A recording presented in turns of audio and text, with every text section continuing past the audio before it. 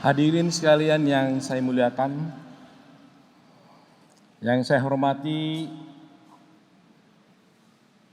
Ketua Mahkamah Konstitusi, Bapak Dr. Anwar Usman SHMH, Wakil Ketua DPD RI, Sultan Bakhtiar Najaruddin,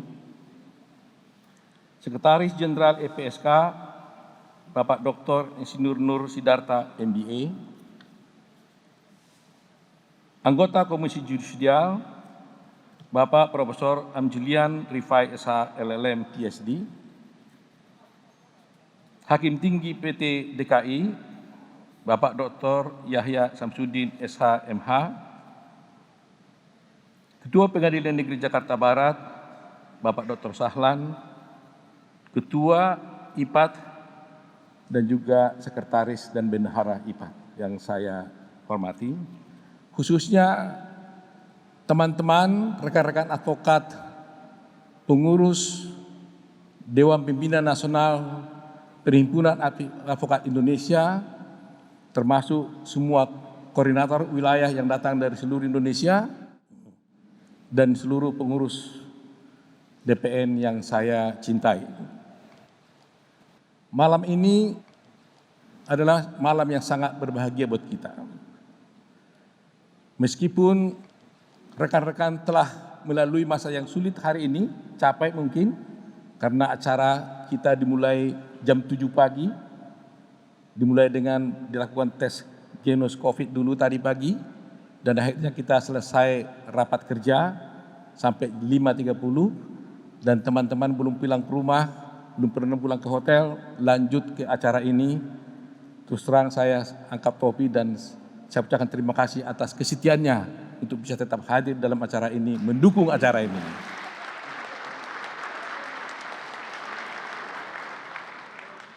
Hari ini adalah hari yang sangat penting.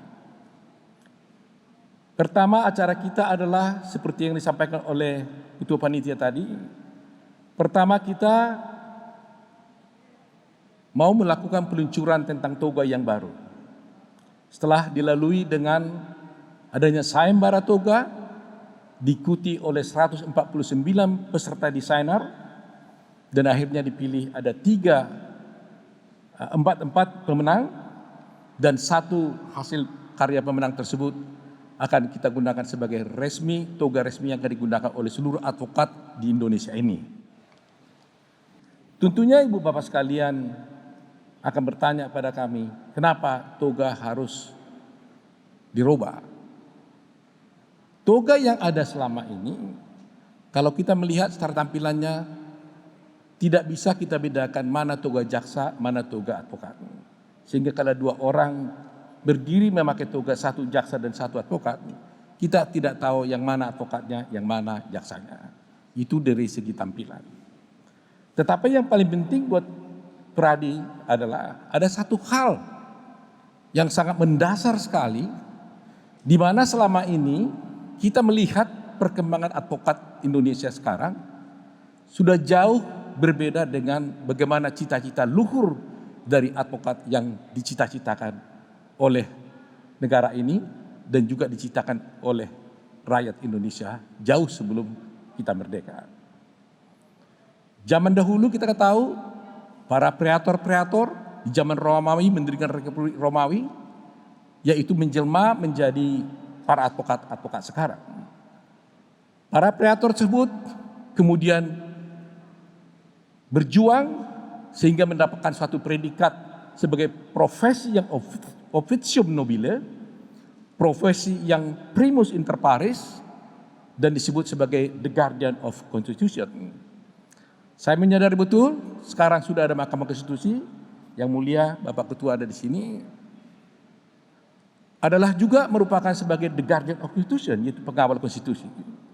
Tetapi sesungguhnya advokat adalah the guardian of constitution, pengawal konstitusi yang sesungguhnya, yang berdiri secara nature, bukan karena undang-undang, tapi secara nature. Pada zaman itu advokat adalah selalu membela rakyat yang ditindas. Dan karena dia membela rakyat yang ditindas, dia tidak pernah memikirkan tentang uang, Maka akhirnya secara singkat saya katakan, rakyat pada waktu itu menambahkan dan begitu bangga dan menghormati profesi advokat sebagai profesi yang nobel karena mereka berjuang untuk membela rakyat yang ditindas tanpa memikirkan uang. Namun uang bukanlah yang utama, tetapi uang itu hanya sebagai penghormatan kepada profesinya. Oleh karena itu digambarkan bahwa kantong toga advokat itu di belakang, sehingga saya, rekan-rekan saya advokat yang di sini dan seluruh anak-anak muda yang akan datang, ketika dia memakai toganya, melihat kantongnya di belakang, dia akan ingat sebagai pesan buat dia bahwa memang uang perlu, tapi yang utama adalah menegakkan hukum dan keadilan. Kedua, mengenai logo. Saya tidak akan bercerita tentang logo ini karena nanti acaranya yang akan bercerita tentang logo ini. Tetapi yang ingin saya sampaikan adalah alasan kita menambah logo. Selama ini Pradi hanya menyebut dirinya itu lambangnya bukan lambang tapi tulisan Pradi. Pradi di bawahnya itu adalah Perhimpunan Advokat Indonesia dan kemudian adalah Indonesian Advocate Association. Nah ini orang mengatakan ini logo tapi sebenarnya tulisan. Sehingga kita mengambil pemikiran bahwa perlulah suatu logo yang menggambarkan bahwa inilah lambang daripada advokat Indonesia. Dan dari mana sebab-sebabnya kenapa kita mengambil toga ini, tentu acaranya nanti akan menceritakan tentang logo ini. Mudah-mudahan logo ini sebagai simbol perjuangan bagi para advokat Indonesia yang menggambarkan bagaimana Pradi berjuang dari sejak dulu, sekarang dan nanti. Supaya surprise, tentunya nanti kita saksikan tayangan tentang acara toga tersebut. Nah, mengenai kartu advokat, tentunya ini adalah hal yang rutin saja, tapi dengan adanya perubahan logo, tentunya semua kartu advokat pun akan berubah. Tapi yang paling penting, Ibu Bapak sekalian, acara ini tidak hanya sekedar seremonial belaka, tetapi poin yang paling utama dari perjuangan para advokat Indonesia adalah bagaimana memperjuangkan kepentingan pencari keadilan di Republik kita ini. Itu teman-teman. Kenapa selalu saya katakan memperjuangkan kepentingan pencari keadilan? Di dalam beberapa putusan Mahkamah Konstitusi juga sudah ini sering dituliskan. Saya ingin menyampaikan pada seluruh ibu bapak sekalian, pada ramai penonton televisi di rumah. Banyak orang yang salah pikir, kenapa Pradi selalu berjuang agar organisasi advokat itu bentuknya single bar. Saya ingin katakan bahwa Pradi berjuang agar organisasi ini adalah bentuk single bar, bukan untuk kepentingan Pradi dan bukan untuk kepentingan para advokat semata. Tetapi perjuangan advokat Indonesia, perjuangan Pradi memperjuangkan single bar adalah untuk kepentingan pencari keadilan. Lantas Anda bertanya, kenapa rupanya hubungannya single bar dengan kepentingan pencari keadilan? Begini. Mencari keadilan menurut Undang-Undang Dasar juga harus diberikan kepastian hukum. Artinya negara memberikan kepastian hukum bagi pencari keadilan, yaitu rakyat dan seluruh masyarakat Indonesia. Pradi mengambil beban itu, mengambil tugas itu. Oleh karena itu, advokat yang melayani masyarakat, yang melayani pencari keadilan, haruslah merupakan primus inter pares. The best among the best. Dia adalah orang terbaik daripada yang terbaik. Kenapa dia menjadi orang yang terbaik? Karena dengan dia menjadi orang yang terbaik, maka pencari keadilan itu akan dapat dilayani dengan baik. Kalau advokatnya bukan yang baik, tidak berkualitas, tidak bermutu baik, maka yang korban itu adalah pencari keadilan. Kalau advokatnya tidak pintarnya tidak jujur, yang korban itu adalah pencari keadilan. Nah, untuk itu maka diperlukanlah standarisasi profesi advokat yang bermutu dan baik agar tercipta dan dihasilkan advokat-advokat yang bermutu baik.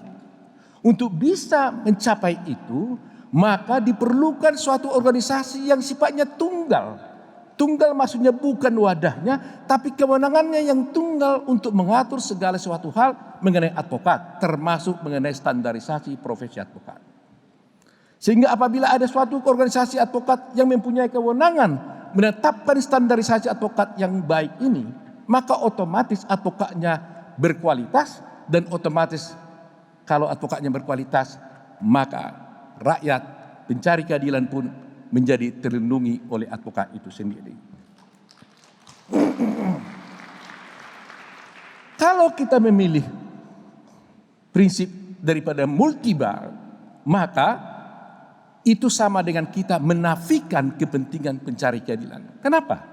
Karena kalau dengan multibar, kelihatannya memang ini demokrasi. Semua orang bisa. Tetapi ini bukan urusan demokrasi, tapi urusan keadilan dan penegakan hukum.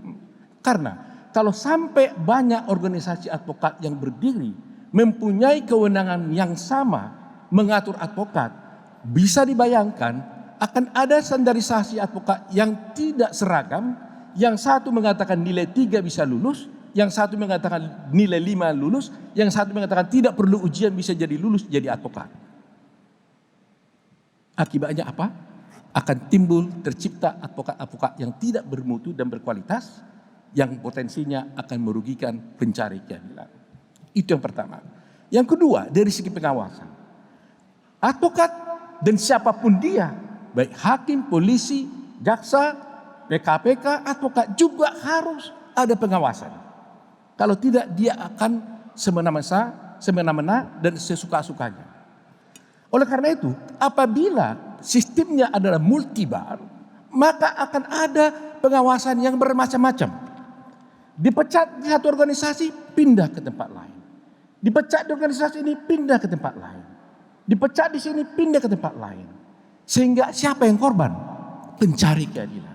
Sebab seorang pencari keadilan apabila ditipu oleh seorang advokat, atau ditinggalkan pekerjaannya, atau ditelantarkan kepentingannya, kemana rakyat itu mengadu? Ini bukan persoalan mengenai soal pidana, karena hanya ditelantarkan kliennya, pasti ke dewan kehormatannya. Nah, kalau dia melapor ke organisasi A, dipecat di sini, pindah tempat lain, akhirnya advokatnya menjadi kebal hukum dan rakyatnya tidak terlindungi lagi. Berarti yang korban adalah pencari keadilan. Tetapi kalau single bar, maka hanya ada satu organisasi advokat yang punya kewenangan, dan inilah nanti yang mengawasi para advokat itu. Sehingga apabila ada advokat yang bertindak menelantarkan kliennya, merugikan kliennya, maka advokat inilah nanti yang harus melindungi semua pencari keadilan itu. Sehingga tegaklah hukum itu. Karena biar bagaimanapun kita harus tahu, advokat ini adalah merupakan suatu profesi penegak hukum yang paling punya potensi terbesar untuk bisa memastikan berjalannya sistem hukum di negara kita. Kenapa saya katakan demikian? Saya tidak mengatakan lebih hebat. Saya hanya mengatakan punya potensi terbesar memastikan berjalannya sistem hukum. Karena apa? Karena advokat mulai dari awal, mulai dari kepolisian, dia sudah menangani perkara sampai ke kejaksaan, sampai ke pengadilan negeri, sampai ke pengadilan tinggi, sampai ke Mahkamah Agung, sampai ke LP. Dia mengikuti perkara itu. Sedangkan penegak hukum yang lain, polisi setelah perkara ditangani diserahkan kepada jaksa, dia selesai. Jaksa baru mulai setelah dilimpahkan oleh polisi. Hakim setelah diputus selesai, pindah ke pengadilan tinggi dan seterusnya. Tetapi advokat mulai dari hilir, dari hulu, itu dia tetap mengikutinya. Sehingga dia mempunyai potensi terbesar untuk membelokkan hukum, dan dia juga punya potensi terbesar untuk meluruskan hukum. Itulah kekuatan daripada advokat itu. Itu sebabnya negara tidak boleh membiarkan kondisi organisasi advokat seperti sekarang ini. Oleh karena itu mudah-mudahan para advokat yang ada di sini, mari kita tetap berjuang. Single bar is a must.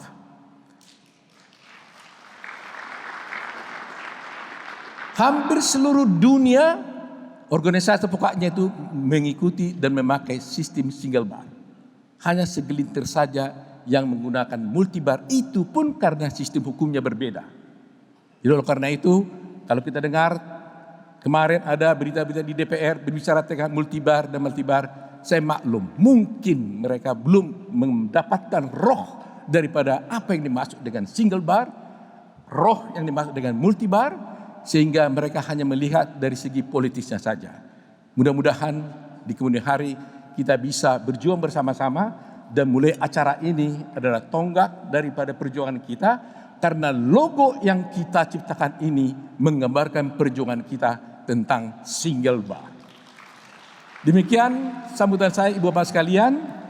Tak lupa akhir kata saya ucapkan terima kasih kepada tamu-tamu undangan kami yang hadir, khususnya Bapak Ketua Mahkamah Konstitusi yang dengan senang hati datang menghadiri acara ini, yang mulia Pak Dr. Anwar, dan semua juga rekan-rekan yang lain yang hadir di sini. Akhir kata, mohon doa restu dari Ibu Bapak sekalian, kiranya Peradi dapat berjuang terus-menerus menegakkan hukum dan keadilan. Sekian dan terima kasih. Selamat malam. Terima kasih kami ucapkan kepada Ketua Umum DPR Peradi, kepada Profesor Dr. Otto Hasibuan, SHMM.